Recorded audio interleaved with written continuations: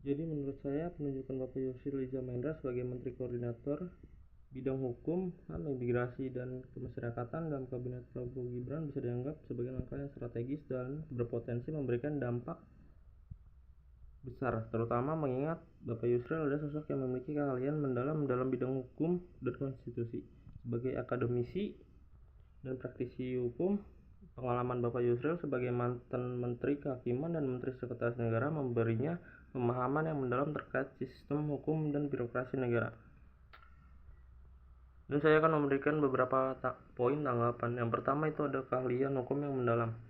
Menurut saya dengan latar belakangnya sebagai pakar hukum dan konstitusi, Bapak Yusril dapat memberikan pandangan yang komprehensif dan berbobot pada aspek-aspek hukum, HAM, dan imigrasi. Kemampuannya analitisnya dalam memecahkan isu-isu hukum yang kompleks dapat bermanfaat dalam menangani masalah seperti perombakan peraturan perundang-undangan yang tumpang tindih dan isu reformasi hukum yang mendesak. Selanjutnya ada komitmen pada penegakan HAM dan reformasi hukum. Salah satu tantangan yang akan dihadapi Bapak Yusril ini adalah bagaimana Bapak Yusril ini dapat menjaga keseimbangan antara penegakan hukum dan perlindungan hak asasi manusia. Meskipun memiliki pandangan konservatif pada beberapa isu, Bapak Yusril juga dikenal sebagai figur yang berkomitmen pada prinsip-prinsip keadilan dan tata kelola hukum yang baik.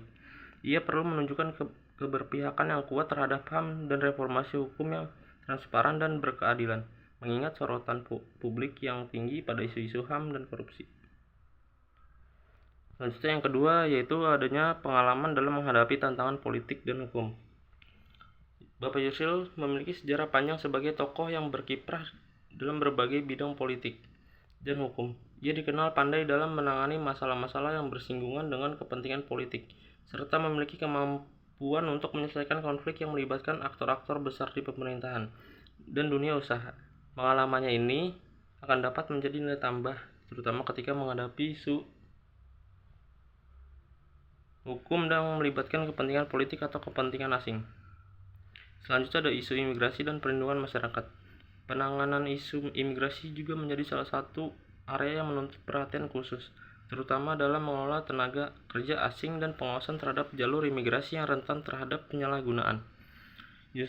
Bapak Yusril ini akan dihadapkan pada tantangan untuk menciptakan kebijakan imigrasi yang adil dan efisien, sekaligus melindungi warga negara dari ancaman keamanan atau dampak sosial ekonomi. Selanjutnya ada tantangan reformasi, birokrasi, dan transparansi. Sebagai Menko di bidang hukum, Bapak Yusril ini juga akan berperan penting dalam mendorong reformasi birokrasi di lembaga-lembaga hukum dan imigrasi. Keberhasilan reformasi birokrasi di bidang hukum akan berpengaruh besar pada tingkat kepercayaan publik terhadap pemerintahan. Bapak Yusril perlu memperkuat transparansi dan akuntabilitas di lembaga yang berada di bawah koordinasinya, termasuk memastikan bahwa proses peradilan dan layanan imigrasi bebas dari korupsi.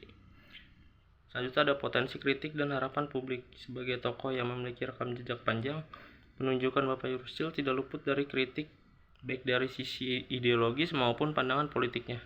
Publik akan mengharapkan bahwa ia tidak hanya mampu membawa perubahan substantif dalam hal penegakan hukum dan perlindungan HAM, tetapi juga konsisten menjalankan prinsip keadilan tanpa diskriminasi.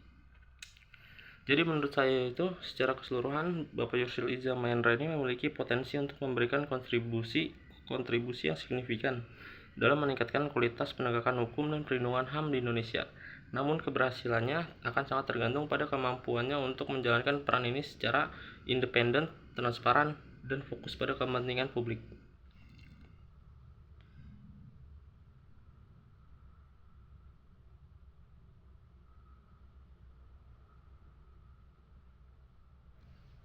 Selanjutnya yaitu saya akan memberikan tanggapan mengenai Kementerian Koordinator di bidang pangan yang dipimpin oleh Bapak Zulkifli Hasan.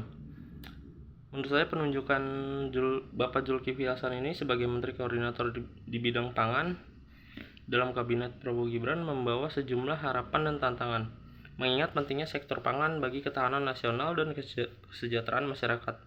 Bapak Zulkifli Hasan yang memiliki pengalaman panjang di politik serta pernah menjabat sebagai Menteri Perdagangan diharapkan mampu memberikan perspektif baru untuk mengatasi permasalahan di sektor pangan. Nah, ada beberapa poin-poin peluang dan juga tantangan yang akan dihadapi Bapak Zulkifli Hasan ini. Yang pertama, peluang pertama itu pengalaman di pemerintahan dan politik. Sebagai politisi senior yang pernah menjabat sebagai Menteri Kehutanan dan Menteri Perdagangan, Bapak Zulkifli Hasan memahami mekanisme pemerintahan, termasuk bagaimana memanfaatkan birokrasi dan jejaring untuk mencapai tujuan nasional. Pengalaman ini bisa menjadi modal berharga dalam mengkoordinasikan berbagai sektor terkait pangan seperti pertanian, peternakan, perikanan, dan juga perdagangan. Yang kedua yaitu ada koordinasi kebijakan pangan yang terintegrasi. Sektor pangan di Indonesia melibatkan banyak kementerian seperti Kementerian Pertanian, Kementerian Kelautan, dan Perikanan, serta Kementerian Perdagangan.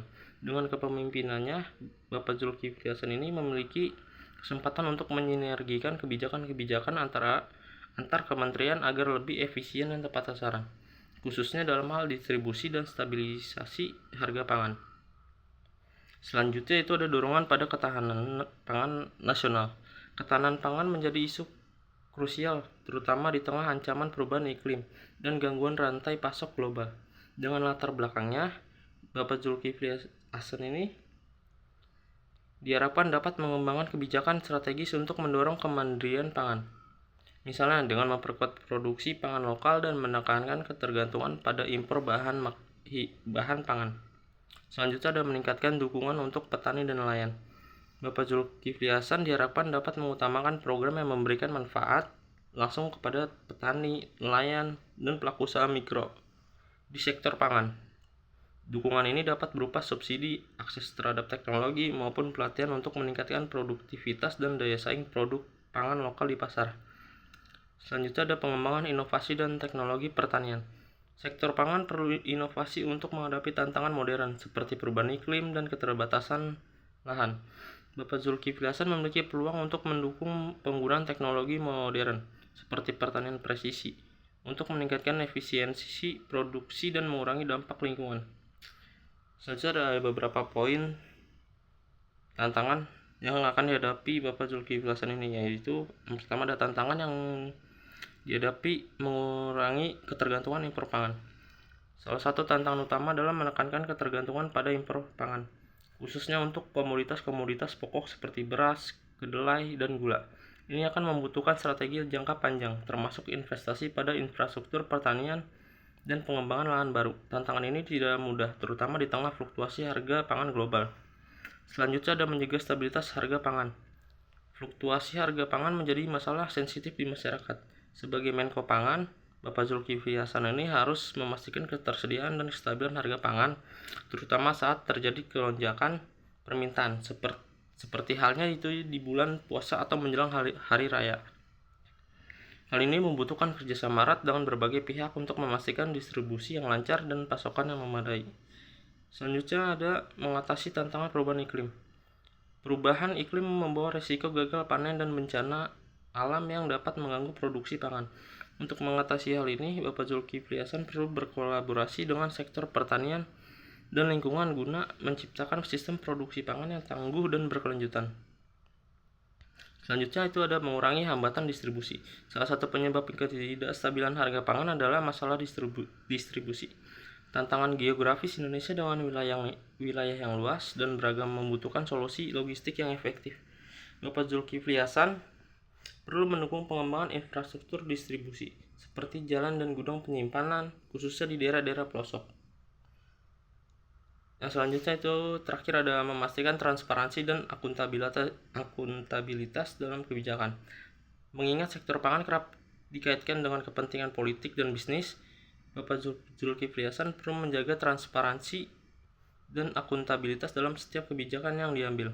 Ini termasuk memastikan bahwa kebijakan yang dibuat tidak hanya menguntungkan pihak-pihak tertentu, tetapi benar-benar berpihak pada kepentingan rakyat luas.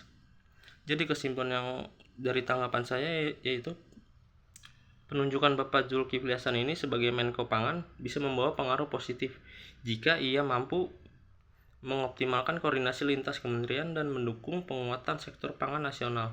Namun, ia juga dihadapkan pada tantangan besar seperti mengatasi ketergantungan impor dan menstabilkan harga pangan di tengah fluktuasi global. Keberhasilan Keberhasilannya dalam peran ini akan sangat bergantung pada kemampuannya merancang kebijakan yang berkelanjutan, inovatif, dan responsif terhadap kebutuhan masyarakat. Mungkin sekian tanggapan saya mengenai 22 Kabinet Kementerian Prabowo Gibran. Wassalamualaikum warahmatullahi wabarakatuh.